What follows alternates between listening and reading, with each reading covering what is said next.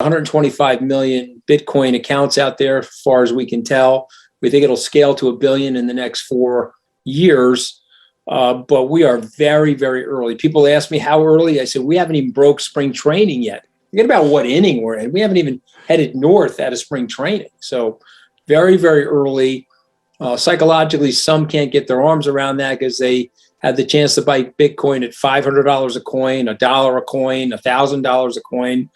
But what has happened, which I'm impressed by, is the storage capabilities and the ease of being able to purchase Bitcoin. I can go to Coinbase.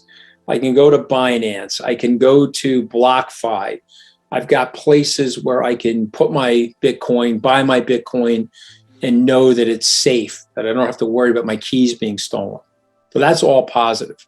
MicroStrategy, stories related to Elon Musk, all of a sudden, boom, you're creating great Bitcoin appreciation.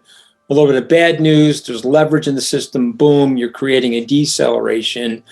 That boom and bust cycle is usually associated with the early adoption of things. I can take you to a chart of Amazon, Facebook, Google, anything that's scaling pursuant to Metcalfe's law and the networking effects that people are benefiting from now in the age of the internet has this boom bust feature to it.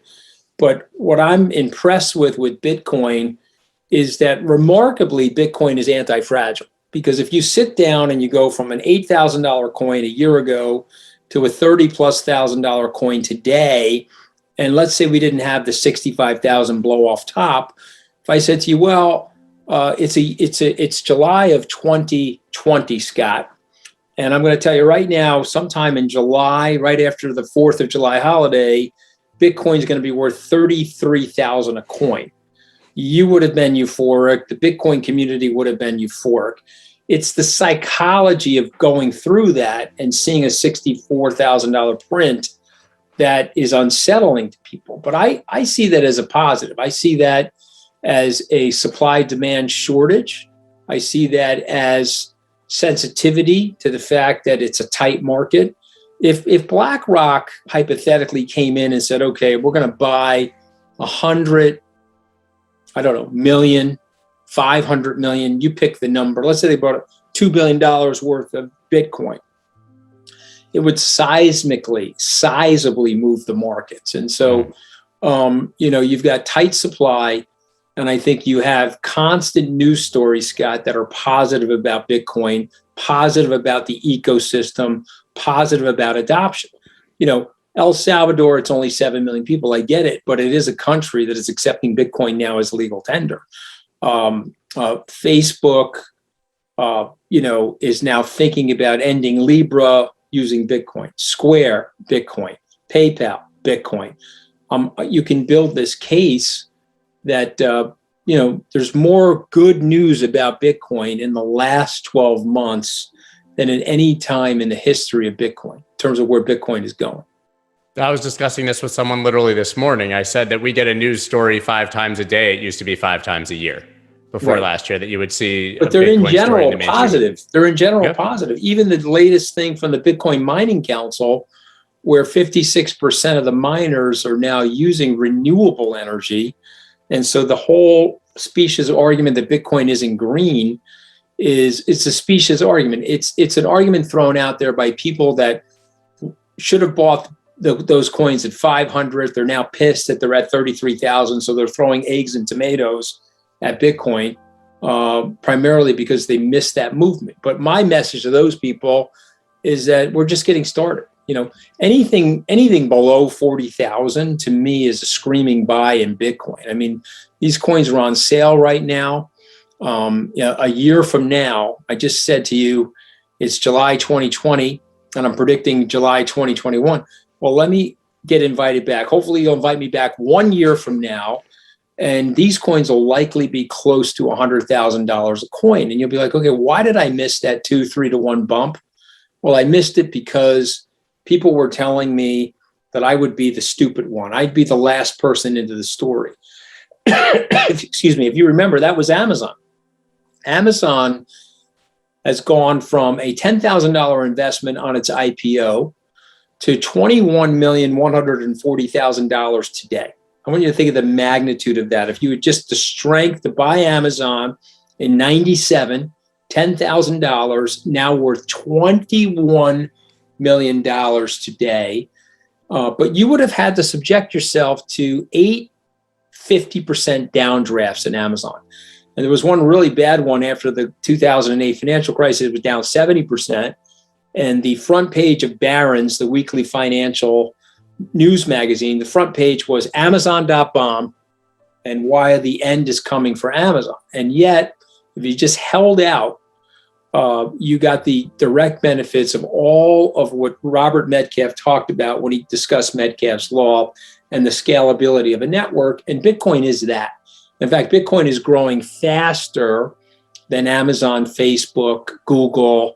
It's adopting, it's pacing the internet in terms of its adoption. If you think about the internet's move from 1995 and the introduction of Netscape to 2007, that 12-year move, Bitcoin is moving faster and there's more adoption of Bitcoin than there was the internet.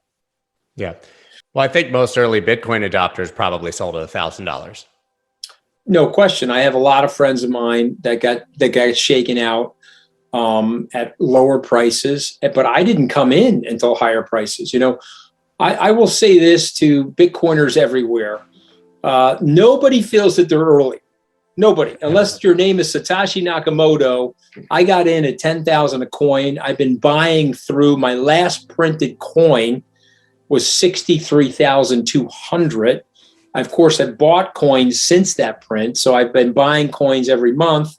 So I've gotten some recent prints in the 33s, 37s, but I haven't gotten the low print either. You know, I'm buying regularly, weighted average dollar cost averaging into the coins. But my point is, I don't know a person that owns a Bitcoin that thinks they got there early. They all shake their heads and said, well, I could have bought it at 10, 50, 100. But remember something, somebody like me is not buying it back then. Hard to store, would have to put it on a USB or my laptop.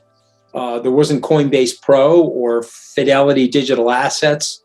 I couldn't feel comfortable scaling into Bitcoin. And again, our company has about $500 million worth of Bitcoin, $500 million of Bitcoin right now. I couldn't have felt comfortable scaling into that level of coin if there wasn't a safe place to store it that I didn't feel was impenetrable from hacking, or even if it got hacked, it had a layer of insurance and so forth. So the world is changing. And with that, the adoption story will change and it'll make it better. Do you think that there's a number of market cap where it becomes reasonable for the larger money? It's like you said, you sort of have this cognitive dissonance. You can't buy it because it's cheap. You need it to actually to be more expensive to gain exposure and know that you'll have the liquidity or be able to enter and exit. Do you think that there's a level that we need to be watching where all of a sudden this wall of money can enter? I do. I think if it sustains itself over $1 trillion in market cap. So it was there briefly for probably a 6-week period of time.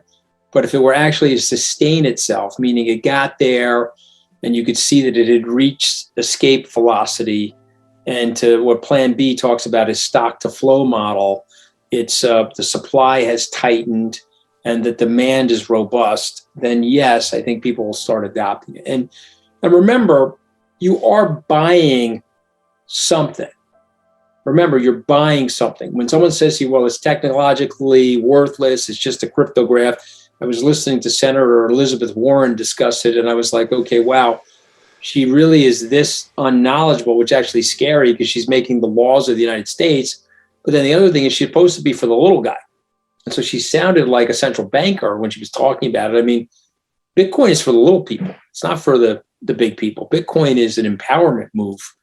And, you know, what I would say, when you step back and you look at the whole landscape of everything, if we get this right, Bitcoin will improve the society, and it's worth something because of its network. You know, don't think it's worthless because it's a cryptograph. There's a network effect. It's the same why all these phones tied to each other is worth something. It's the same reason, you know, I used this example earlier today, and I'll share it with you because I was thinking about it over the weekend. An old-fashioned network, Coca-Cola. It's a bottler, a distributor, it has trucks, and it moves beverages across 6 continents. Coca-Cola. Coca-Cola is the second most recognized phrase in the English language. Number 1 is okay. Number 2 is Coke or Coca-Cola. Everybody knows what it is. If we destroyed all the bottling plants, destroyed all of the equipment related to Coke, and we went to Wall Street and we said we had these 2 words, Coca-Cola, we'd like to raise billions of dollars to recreate that. Could we do it? And the answer is yes. So there's a value in the network. The word Bitcoin, 125 million users, scaling to 1 billion users, the word itself has value. The same way the URL cars.com has value or amazon.com has value. These are locations where a network exists. And in Bitcoin's case, it's a store of value network or a monetary network. And on its own, that in itself is quite valuable. What does Bitcoin look like at 1 billion users? That would be a different world. Well, I'm going to be very simplistic. Okay, 1 billion users is roughly 8 times more than we are right now. And so Bitcoin, okay, I actually think we're undervalued and technically oversold here. So I would have thought that Bitcoin would be where we are in terms of users at 50,000. So intrinsic fair value to me would be about $400,000 a coin at 1 billion users. Because again, you have fixed supply and you've got less than 21 million coins out there. You and I both know that the mining finishes 2140, in the year 2140, but you've also lost coins in the process of adoption. We've probably got 2 or 3 million coins that have been misplaced. They could be in a landfill. They could be on an old BlackBerry or somebody's laptop that was jettisoned in 2010. And so a result of which you've got probably 18 million coins in the universe. Let me point out something that JP Morgan has said. There are 48 million millionaires on planet Earth, according to JP Morgan. Well, there are only 18 million Bitcoins in existence. You don't even have enough Bitcoins for every millionaire on planet Earth to own 1 coin. So you can't tell me that the scarcity properties of this are not going to drive prices higher. And remember, what are you getting from Bitcoin? Stored value component.